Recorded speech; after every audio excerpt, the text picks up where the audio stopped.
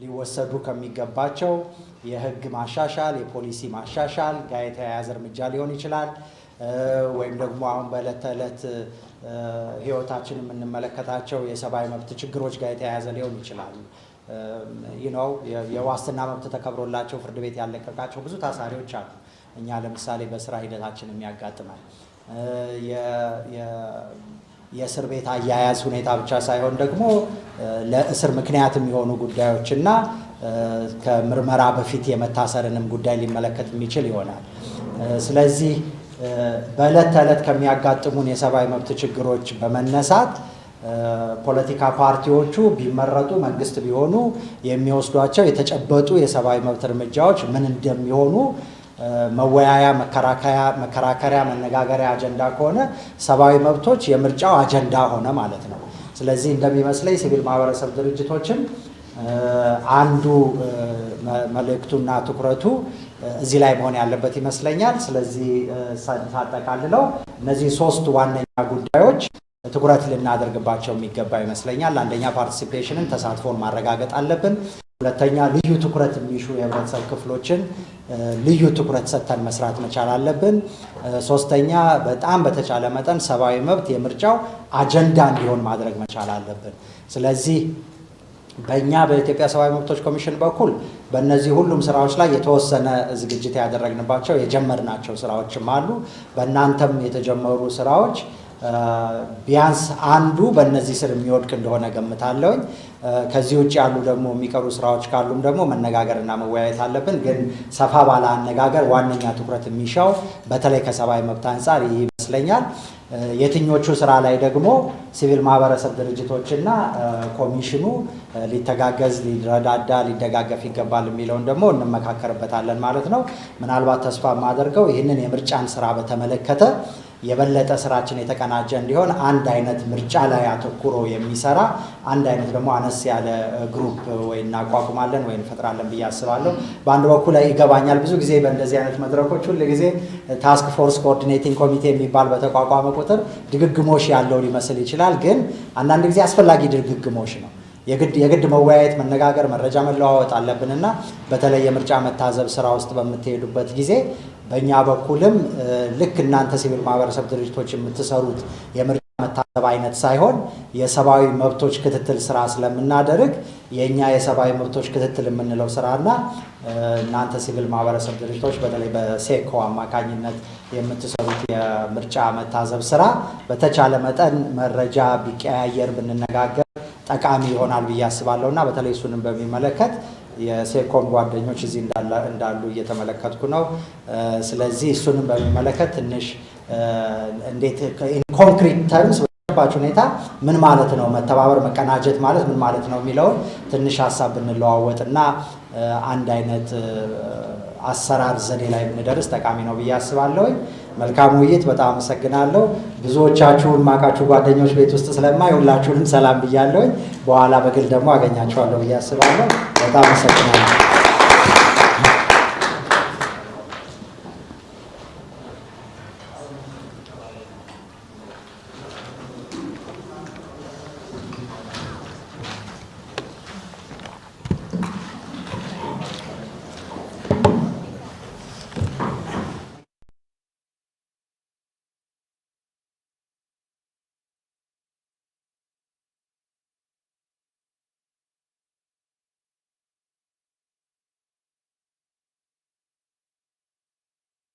ዳንኤል የሰብአዊ መብቶች ኮሚሽን ዋና ኮሚሽነር። አሁን በመቀጠል ወደ ዋናው የፕሮግራማችን ወይም ደግሞ የመርሃ ግብራችን ሂደት ውስጥ ነው የምንገባው። በዚህ ረገድ የመጀመሪያው እንግዲህ ፕሬዘንቴሽን ወይም ደግሞ ዲስከሽን የሚሆነው በሰብአዊ መብቶች ወይም ደግሞ በምርጫ ዙሪያ ላይ ዓለም አቀፍ መርሆችና አህጉራዊ የሰብአዊ መብት መርሆች ምን ይመስላሉ የሚለውን አቶ ሶኒ ኦኒጉላ ፕሬዘንቴሽን ይደረጋል። ከዛ በመቀጠልም ደግሞ ለውይይት ክፍት ይሆናል። So I would like to invite Soni Onigula, who has extensively worked on civil society organizations in different countries, and including in Liberia, South Africa, South Sudan, and many other, and Eritrea to make a presentation. Thank you.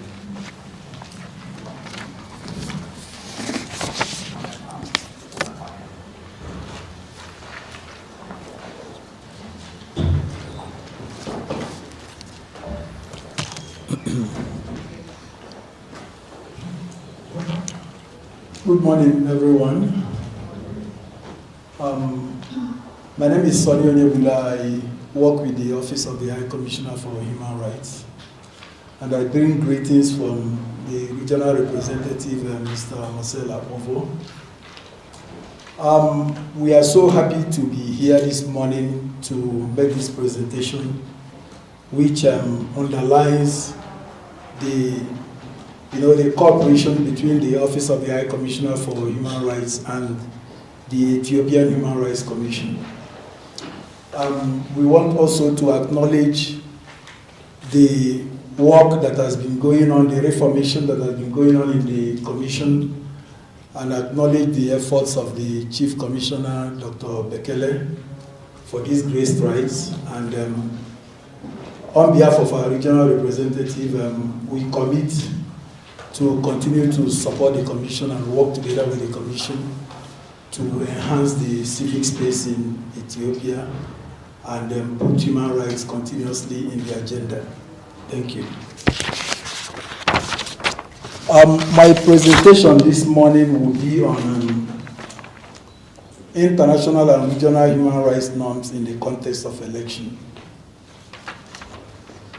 The key objective of this presentation is to raise awareness, knowledge, and skills of the Human Rights Commission in international and regional norms in the context of election, and to encourage its active participation to contribute to a national environment conducive to a free, credible, and transparent election. This objective is very clear, because without observance of human rights, you cannot have credible elections. So both human rights and democracy are, linked. They are like Siamese twins. They can't go without each other. So the first issue that I will highlight is human rights and democracy. Human rights and democracy are interdependent and mutually reinforcing, because democracy provides the environment for the protection and effective realization of human rights. This is very clear. If you don't have a democratic government, there is no way human rights will be realized. Because it is democracy that affords you the opportunity to operate the Constitution. And it is the Constitution that provides, at least within the national setting, the human rights standards. There is no constitution in this world that does not have a section dedicated for human rights. So if you are running a dictatorship, if you recall, the first thing that any military government will do is to suspend the Constitution. And when they suspend the Constitution, that means the legislative arm of the government is gone, the military becomes the executive and the legislature. And it also strangulates, the courts, because most decrees, I come from Nigeria and we've had a long run of a military regime before 1999, that we established a democracy that is still growing. And I recall that in the 70s, the military government enacted a decree that overruled the judgment of the Supreme Court. And that decree, emphasizes that the military government is the supreme authority above all courts. So that is the dangers of a dictatorship. So without a democracy, you cannot really, have, human rights operational. Then core democratic concepts such as the rule of law, non-discrimination, universal suffrage, promote human rights, and it's through democratic institutions such as independent judiciary and accountable military that those, democratic norms can prevail. So, if you recall in the past, let's use the United States, which we know as an epitome of democracy. Let's forget about the recent events of this thing and look back. You recall that even in the United States, before the abolition of slavery, certain people were not allowed to vote. Women were not allowed to vote. So, it is democracy that will allow all this to happen and for people to freely, have universal suffrage. Then, you look at the independent judiciary. It is only through a democratic government that you can have an independent judiciary, where people who have differences can go to an independent arbiter that can determine, rule on those. And then the military. In a democracy, the military is usually under a civilian authority. Let's refer back again to the United States. You will see that for any person to be the Secretary of Defense that is in charge of the armed forces, that person must have retired from the military for up to at least 5 years earlier or more. If that did not happen, then you must get the consent, a waiver from the Congress, from the Senate, for that person to be appointed. The reason for this is that the military is supposed to be under civilian authority, under the democratic authority of the civilian government. So, for you to be the person in charge of that department, you must have stayed as a civilian for some time, so that those military tendencies must have been, removed, from you. Then, what about the civil society? For any democracy to function effectively, there must be a vibrant civil society. There must be that civic space for the civil society to operate independently, without, strangulation, and without certain laws that make the functioning of the civil society ineffective. Then, the next thing we'll talk about is the right to participate in free and fair election. Is intrinsically linked to a number of basic rights, the enjoyment of which is crucial to a meaningful electoral process. Now, we will consider a few of these rights that are, intrinsically linked to a free and fair election and any democratic process. One, the right to non-discrimination. We talked about women participation. So when you have, in most countries, women are half of the population, or even more than half of the population.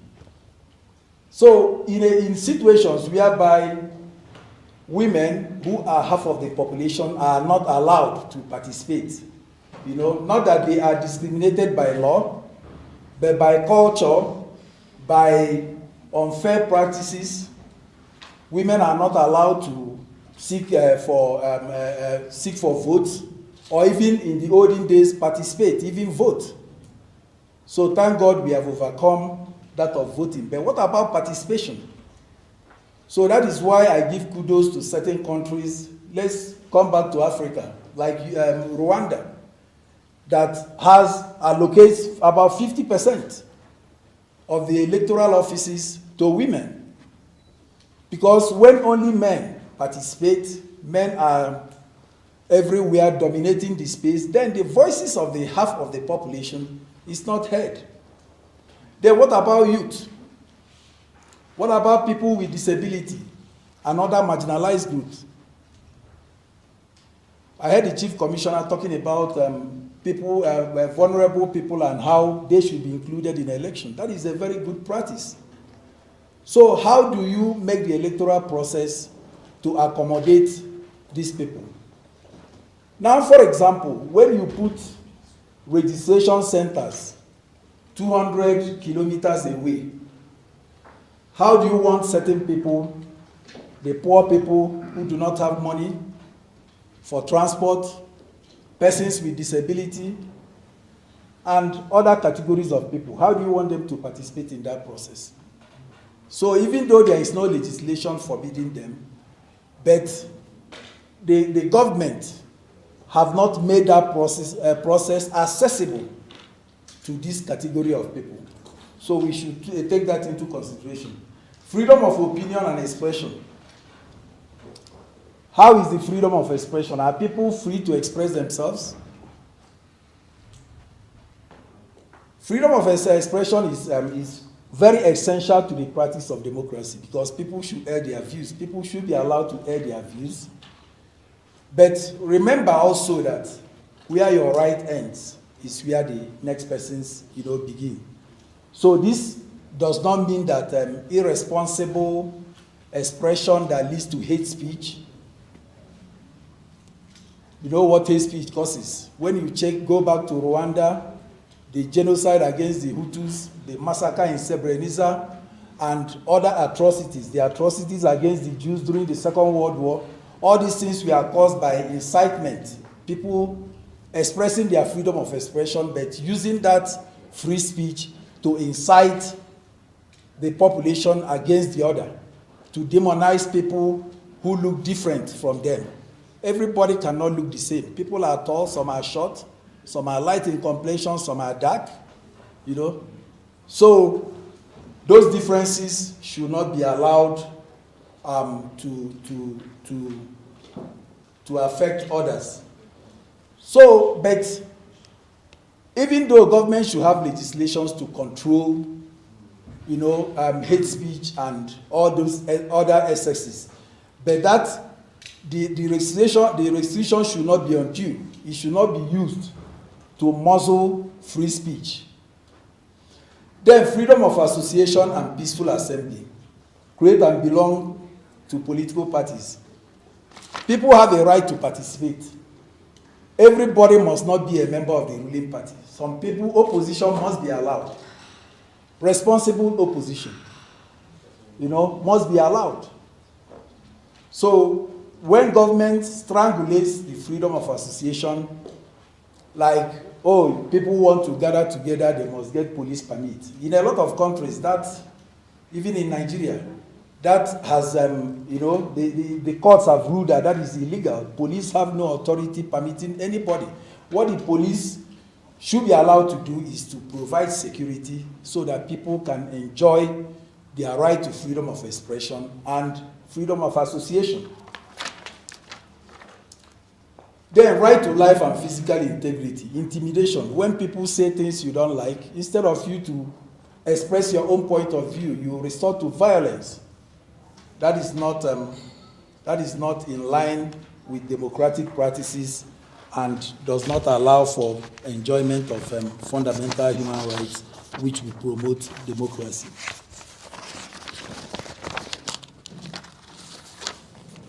Now, let's look at the victims. Who are the possible victims of human rights violations during election?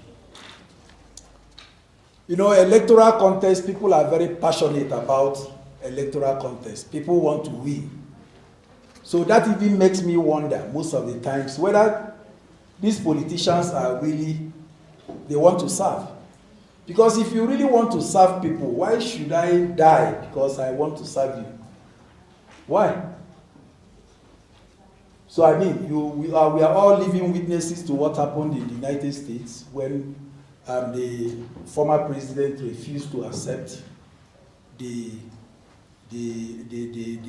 result of the election and incited an insurrection against his own government. So those are the excesses that goes with elections. To show you how passionate people are. So who could be victims? Political parties, their leaders and their members, they could be victims of human rights violations because the ruling party or the party that has more clout in that location or in the country or in a region might want to intimidate their opponents. Families of leaders and members of political parties could also be victims. They could be targeted. Maybe an opposition leader, Members of the families can be targeted and intimidated. Individual candidates and their families can also be subject to, could be victims, of electoral violence. Then election observers and human rights monitors and investigators.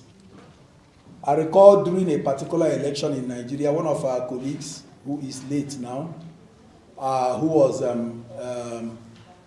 observing the election in that state, was seriously wounded because the opponents of one of the candidates felt that he was being intrusive. He was asking too many questions, and then they didn't want that. Then journalists, human rights defenders, and women could also be, possible victims of human rights violations during elections. We've looked at the victims. Who could be the perpetrators? The perpetrators could be individuals or group of civilian supporters of other political parties. Here we have to distinguish between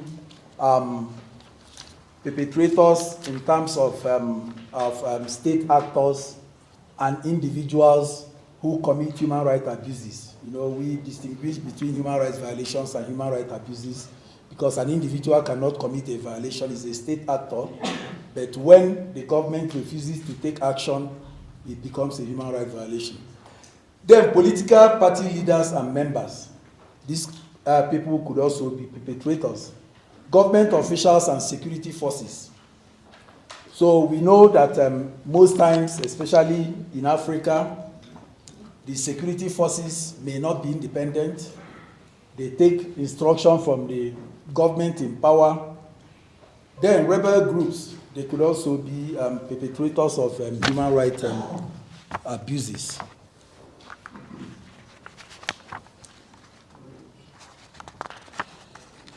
I hope I'm not too fast. Please, if you need to ask any question, you can interrupt me at any time.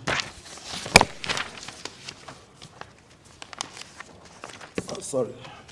Okay. Now, what are the international human rights standards regarding elections?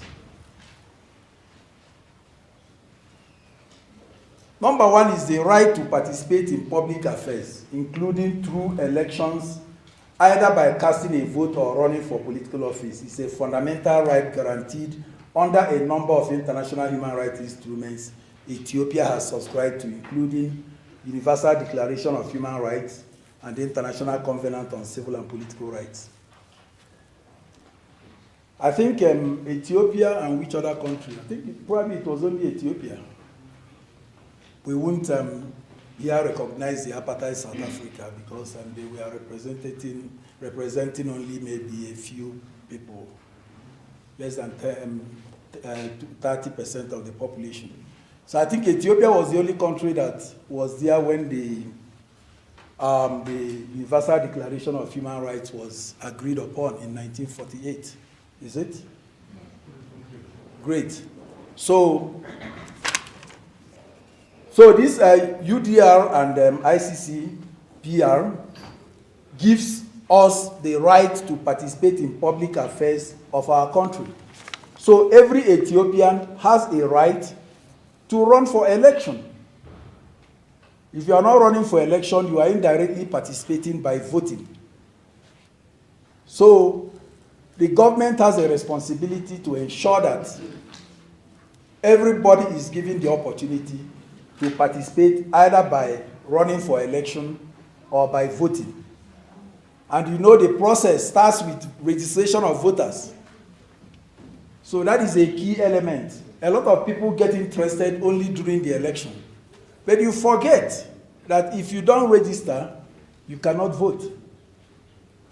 So I think we should pay very serious attention to the registration process, because that is when a lot of people are disenfranchised. Where are the polling booths located? How is the accessibility to the polling booths? The registration centers. So are those vulnerable people that we have mentioned, persons with disability, elderly persons, women, youth, do they have the opportunity to go and register? There is another controversial part which maybe you can think about. What about people who are not really in jail, those who are awaiting trial, people who are in pre-trial detention? Okay, we can say people who have been jailed, they may have lost their right to participate at the time they were in prison. But what about those who are awaiting trial? Are those people convicts? They are not. Most constitutions, or practically all the constitutions, grant those who are accused of any criminal offense, presumes them to be innocent until they are found guilty by a competent court of law. So, are the people who are awaiting trial, who have not been jailed, are they accommodated in the electoral process? Is it not a violation of their right to participate when they are not when the electoral board does not make any, plans to register those who are in prison custody? And some of them might even come out of the pre-trial detention before the election. So, and they lose their right, to vote. Then the principle of participation and inclusion is one of the cornerstones of UN Common Understanding of a Human Rights-Based Approach. A human rights-based approach, which I'm sure a lot of you, almost all of you here know about, has as one of the 5 ingredients the right to participate, participation. So that HRBA, the core element of HRBA will be denied if people are not allowed to participate in an election or in other processes. Imagine if I just come with millions of bear and then decide that Bole community needs a cinema or whatever project. I don't consult the people. It may not work. Or the people are not allowed to participate, in that, in the process of deciding what is good for the community. So we look at the legal framework, the international legal framework. Article 21 of the Universal Declaration of Human Rights. The Universal Declaration of Human Rights, as we all know, is not a treaty, but it's part of our customary international law, even though it's not a treaty signed by every country, but it has, gained that recognition. So Article 1 says that everyone has the right to partake in the government of his country directly or through freely choosing representative. So it is either you are participating in the election or you are voting to choose somebody to represent you. Then everyone has the right to equal access to public service. So no one, should be denied unless in accordance with the law. Like, for example, you are convicted. If you're convicted of fraud and some criminal, offenses that, some felonies that have issues of trust, I don't think it would be wise for you to, after being convicted of massive corruption or theft of public funds, for you now to come and run as a president or as a premier. So apart from those, yes. Then the will of the people shall be the basis of the authority of the government. This is extremely very important. How is the will of the people expressed? The will of the people is expressed through the ballot box. When we go and vote, that is when the people are expressing their will. And they say, Mr. A is the person that we have chosen. So that is why electoral fraud is a very, very terrible offense against the people. Because through electoral fraud, people who were not chosen by the people now somehow represent the people. So how do you expect somebody, I know that you never voted for me, but through fraud I claim the presidency, how will I work for you? I will even be very upset with you people and say, okay, I will teach you people lesson because you people never voted for me. So what is I'm not obligated to you inside my heart. So how do you think I am going to perform well? So that is why the electoral process should be, transparent, it should be free and fair, and people should be allowed to participate. So another important international legal framework is Article 25 of the International Convention on Civil and Political Rights, which says every citizen shall have a right and the opportunity without any discrimination and unreasonable restriction. You see, mark this word, unreasonable restriction, to be part of the conduct of public affairs through directly or through freely chosen representative, vote and be elected at genuine periodic elections, have access to public service of his country. Unfortunately, in most countries, our leaders, or in not most countries, let me correct that. In some countries, our leaders have amended the constitution for their own personal benefit. They think they are the only people, the only wise. One person now thinks I'm the only wise person in the country, and I can amend the constitution of the whole country, so that you can, rule the country permanently, forever, conducting fake elections that doesn't worth anything. So that is not in consonance with the provisions of Article 25 of the ICCPR. The good thing about the international legal framework and the international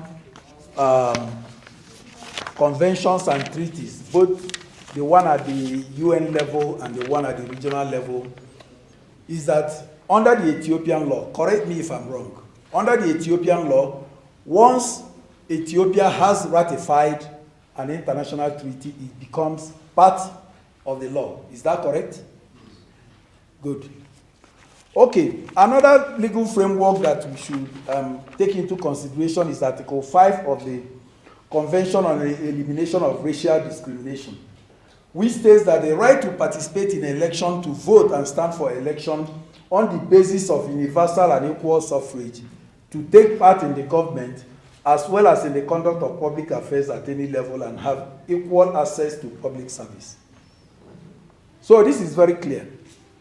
No one should be discriminated against. No one should be stopped. Like what used to happen to black people in America in those days, or what used to happen until 1993 in South Africa, when only white people, were allowed to participate. Then we look at Article 7 of the CEDAW, the Convention on the Elimination of Discrimination Against Women. Here, state parties shall take all appropriate measures to eliminate discrimination against women in the political and public life of the country, and in particular shall ensure to women on equal terms with men the right to vote, to participate in the formulation of government policy, and to participate in non-governmental organizations and associations. At the risk of belaboring on this point, it is extremely very important that women be, not only by legislation, because by legislation is a very good one, at least mandating that at least half. Some countries, they make it 30%, but I don't see why they make it, why they should be 30%. It should be 50-50. Because any country that is not using the energy, the material and human resources that women are endowed with, that country is bound to fail. I'm telling you, if you're married and you're running your home, and you're running your home alone, you are not consulting your wife, you see that how that home will be. That home cannot be okay. So it's the same thing with the country. So this is extremely very important, and because of lack of resources, so a lot of women are missing out from political participation. Cultural biases. In some places they say, oh, any woman who is a politician should not be trusted, that the woman is wayward, the woman is this. And, you know, most of the time these political parties, they hold the meetings at night, very late. Early hours in the morning, when maybe a woman who is married, who has family, what are you going to tell your husband or your children? What are you doing by 2 a.m. outside? You know? So all those biases, all those prejudices should be eliminated from our system. Then Article 29 of the Convention on the Rights of Persons with Disabilities. State parties shall guarantee political rights and the opportunity to enjoy them to persons with disabilities on equal basis with others. So this is also another very important point, persons with disabilities. So in some countries, they provide, you know, number of seats for persons with disabilities. And they couch it in the law in such a way that it is very problematic. So you find out in certain places, able-bodied people representing persons with disabilities. How can that work? You are able-bodied, so how do you know the concerns of persons with disabilities? Even in some places, okay, my time is running, so maybe I have to hurry. Sorry, I'm talking too much. Maybe I like to talk. So in certain places, you see men, a man as a 60-year-old man as a youth leader. You see a man as women leader, because it is not clearly, you know, stated. Okay, I'll rush through this very quickly. How many more minutes do I have, please? 5 minutes. Wow. Okay. Then the African Charter. We also have Article 13 of the African Charter, which, you know, also have similar provisions. Then the African Charter on Democracy and Good Governance, which is a very good document, adopted in 2007 during the 8th Ordinary Session of the Assembly of African Union.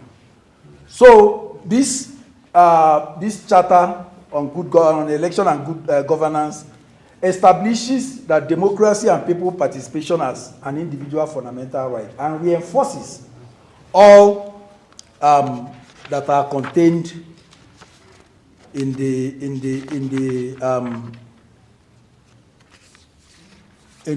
international treaties.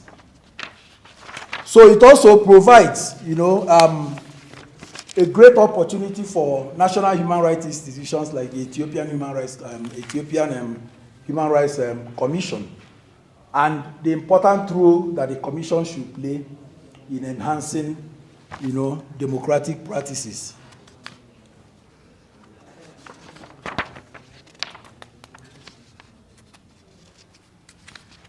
Then we quickly, you know, touch on the common elements of electoral laws and procedures, which we should take as extremely very important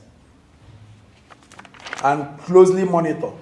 That is nominations, during polling, tabulation and reporting, complaints, media access and regulation, public information and voter education, observance and verification, legal authority and structure. So these are part of the processes that we should you know, consider very important. Then human rights monitoring and reporting during election. So this is where civil society and the commission plays a very important role.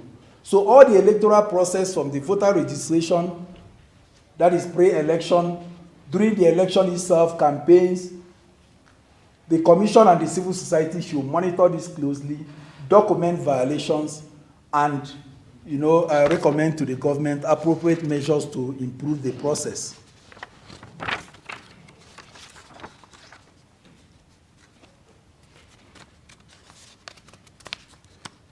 While doing this, you should also take into serious consideration the conduct of security officials, as well as the government.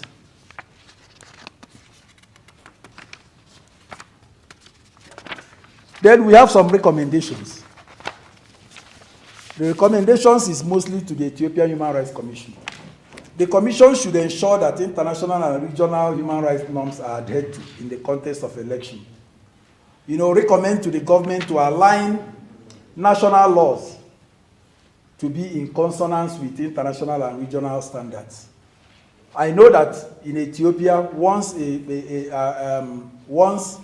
a treaty has been ratified, it becomes part of the national law. But sometimes you also see that there are certain legislations that go against the standard already set in those international treaties. So it is your responsibility to advise the government to align all those national laws to conform with international standards. The Commission should contribute to an enabling environment in which domestic election monitoring organizations and international observers can freely observe and comment on all aspects of the electoral process. It should also encourage government to set up credible election management body with leaders and members chosen on the basis of their integrity, professionalism, and ability to act independently. The Commission should promote a free, responsible, and robust media as a means of promoting democratic elections. The Commission finally should encourage the government to put in place appropriate measures for just and fair resolution of the electoral disputes. So thank you so much. That is the end of my presentation. Please, I'm open to questions. If you have questions, you can ask. I think I still have 2 minutes to answer questions. Thank you. Thank you, Sony. ትንሽ ለውጥ አድርገናል የፕሮግራም መርሃ ግብሩ ላይ አሁን ወደ ጥያቄና መልስ ከመሄድ ይልቅ ቀጥታ ወደ የሚቀጥለው ፕሬዘንቴሽን ገብተን ከዛ በኋላ ጠቅላይ ባለ መልኩ ሌሎች ጥያቄዎች የሚነሱ ከሆነ ዲስከስ እንድናደርግ ነው። We have made a slight change to the consultation because we have been late. So we'll just continue with the next presentation and then any questions after that we raised thereafter. ስለዚህ አሁን የሚቀጥለው ውይይታችን የሚሆነው አቶ ያሬድ ኃይለማርያም የሚያቀርቡትን በተለይም ደግሞ ከዚህ በፊት በምርጫ ወቅት ላይ በሰፊ የሆነ ተሳትፎ የነበራቸው ናቸው። አብዛኞቻችን ታውቃቸዋላችሁ ብዬ አስባለሁ። ስለዚህ ለማስተዋወቅ በጣም ብዙ አልሞክርም። በአሁኑ ወቅት በኢትዮጵያ ሰብአዊ መብቶች ተሟጋቾች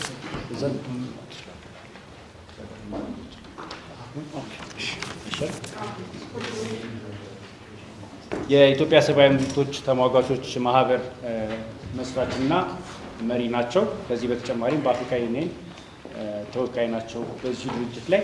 ስለዚህ ብዙም ሳልናገር እንግዲህ ከዚህ በፊት የነበራቸውን ልምድና ተሞክሮ እንዲያጋሩንና በአሁኑ ወቅት ደግሞ አጠር ባለ መልኩ በሰብአዊ መብቶች ጥበቃ ላይ በዚህ በአሁኑ በምርጫ ወቅት ላይ ያሉትን አንኳር የሚባሉ የሰብአዊ መብት ችግሮች ምንድናቸው የሚሉትን አጠር ባለ መልኩ እንዲያቀርቡልንና ከዛ በመቀጠል ደግሞ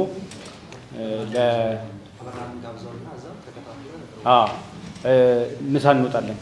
እንትን ምሳ አልኩኝ፣ የሻይ ብሬክ እንወጣለን ከአበራ ፊት አይሻልም እንደዛ? ምክንያቱም አሁን 4 ሰዓት ተኩል ነው። አንድ ላይ ተካፈራቸውና ሻይ ረፍቱ በኋላ ነው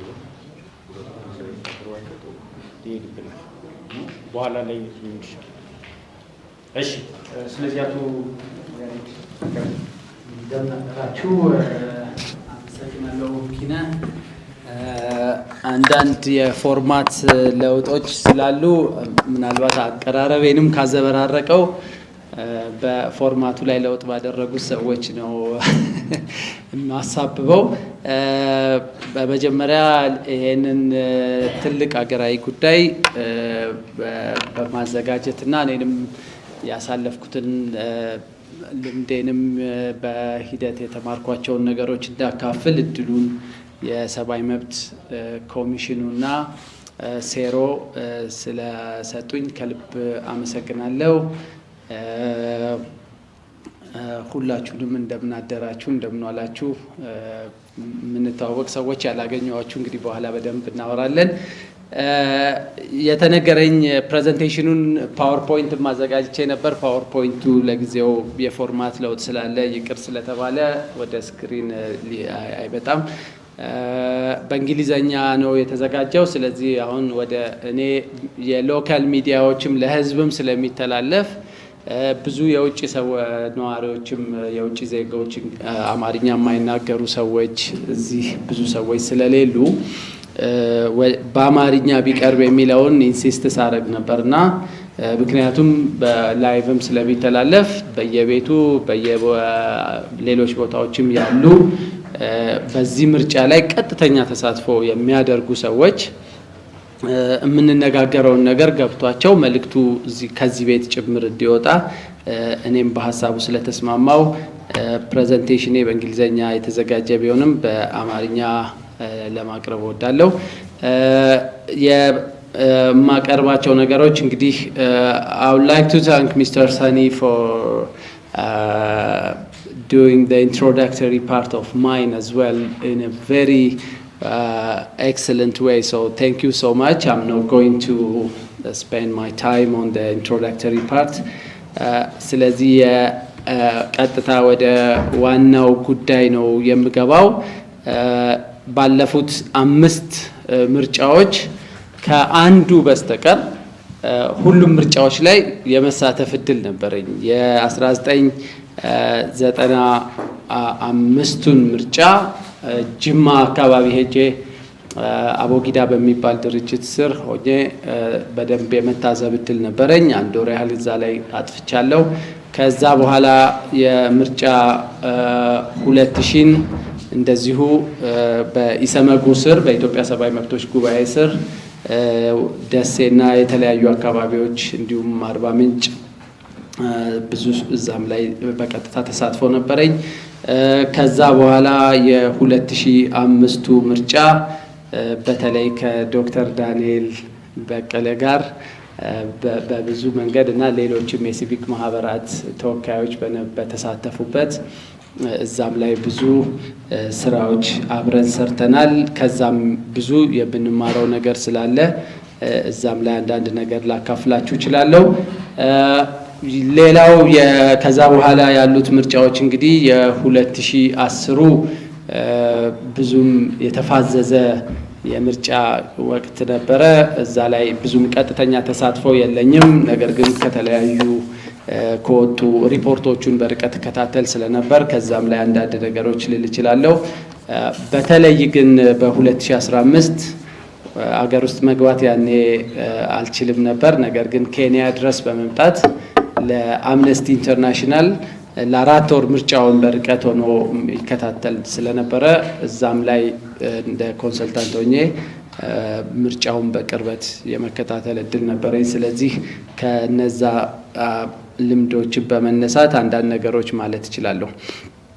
እንግዲህ ያለመታደል ሆኖ ብዙ ነገሮች ባሳለፍናቸው ምርጫዎች ውስጥ አብዛኛው የምርጫ ሂደት በነውጥ ውስጥ በጣም ከፍተኛ የሆነ የሰብአዊ መብት ጥሰትን የታየባቸው የተቃዋሚ ፓርቲ አባላቶች ግድያ፣ እስራት፣ ወከባ እና ሌሎች ችግሮችም ጋዜጠኞች ከሀገር የመሰደድ የመታሰር አንዳንዶቹም በጸረ ሽብር ሕግ ተከሰው ለብዙ ጊዜ ሰፈር ያደረጉበት ሁኔታ ያሳለፍንባቸው ጊዜያቶች ናቸው እና ሁሉም ምርጫዎች በውጥረት የተሞሉ ነበሩ። ከቅድመ ምርጫ እንደውም ውጥረቱ የሚጀምረው በተለይ ሰመጎ ውስጥ ሆኜ በጣም ነገሮችን በቅርብ እንሰራ ስለነበር በምርመራ ስራ ላይ ምርጫው 1 ዓመት ሲጀምር ነው የፖለቲካ ትኩሳቱ እየጋመ የዜጎች መብት፣ የተወዳዳሪዎች መብት፣ የፖለቲካ ፓርቲዎች የመሳተፍ ነገር ሁሉ ጥያቄ ውስጥ እየወደቀ ቢመጣውና ትልቁን ከምርጫ አንድ በግራፍ ያስቀመጥኩት ነገር ነበረ። የምርጫው የፕሪ ኢሌክሽን ዴይ እና ከዛ በኋላ የፖስት ኢሌክሽን ጊዜ ውስጥ ያሉትን ጠቅላላ የምርጫ ክንውኖች ብታዩዋቸው አብዛኛው ስራ ያለው በፕሪ ኢሌክሽን ታይም ነው። ምናልባትም የምርጫው ነፃና ፍትሃዊነት የሚወሰንበት ወቅት ምርጫው ከመምጣቱ ከ6 ወር አንዳንዴም ከ1 ዓመት በፊት ያለው ጊዜ በጣም ወሳኝ ወቅት ነው እና የሲቪክ ማህበራት ሚዲያዎች የነቃ ተሳትፎ በምርጫው ውጤትም ላይ ይሁን ሂደትም ላይ ይሁን ትልቅ ስራ ሊሰሩ የሚችሉበት የአገሪቷ ውስጥ ያለው የዲሞክራሲያዊ ስርዓት ግንባታ ፈር እንዲይዝ ትልቅ ሚና መጫወት የሚቻለው በዚህ በፕሪ ኢሌክሽን ታይም ነው እና እዛ ውስጥ ብዙ ስራዎች ይሰራሉ። የሌጋል ፍሬምወርኩ፣ የምርጫ ህጎች፣ ሌሎችም የምርጫውን ሂደት አፌክት የሚያደርጉ የህግ ማዕቀፎች የሚገመገሙበት አስተያየት የሚሰጥበት አስታውሳለሁ። ለምሳሌ በ2000 ምርጫ ከምርጫው ቀደም ብሎ የኢትዮጵያ ሰብአዊ መብቶች ጉባኤ ሰመጉ የአዲስ አበባ ዩኒቨርሲቲ የህግ ምሁራኖችን ቀጥሮ የምርጫ ህጉን አስጠንቶ ትልቅ ሰነድ አዘጋጅቶ ገና ምርጫው 4 ወር 5 ወር በፊት ለመንግስት እነዚህ ነገሮች ካልተሻሻሉ ይሄ የሌጋል ፍሬምወርኩ በዚህ መንገድ ካልተቃኘ የምርጫውን ፍትሃዊነት ነፃነት አደጋ ውስጥ ይጥለዋል ብሎ ቀድሞ ያመላከተበት ሌሎች የሲቪክ ማህበራትም እንደ ተመሳሳይ ስራዎች ይሰሩ